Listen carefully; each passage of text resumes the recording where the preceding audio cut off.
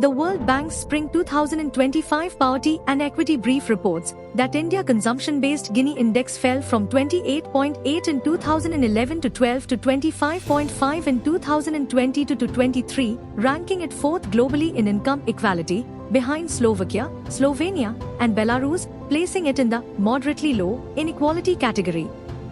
The share of Indians living in extreme poverty, under $2.15, 180 rupees per day, declined dramatically from 16.2% to 2.3% during this period, lifting approximately 171 million individuals above that threshold.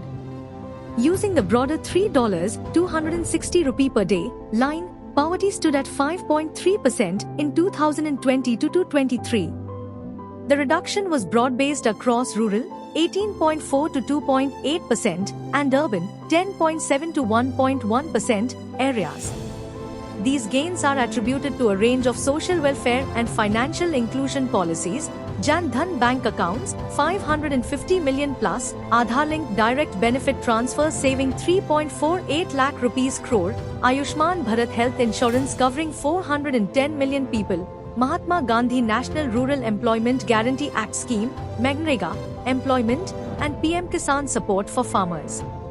However, several analysts caution that comparing India's consumption-based Gini index with other nations' income-based Gini index may understate true inequality.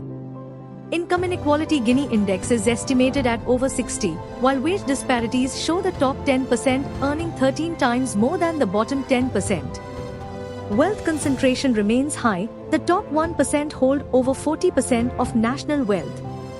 Looking ahead, sustaining equitable growth depends on deepening financial inclusion, formalizing employment, expanding quality healthcare and education, strengthening tax and transfer systems, and addressing wealth concentration.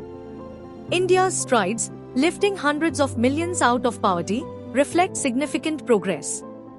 Yet full equity will require policies that simultaneously promote growth and tackle enduring structural inequalities.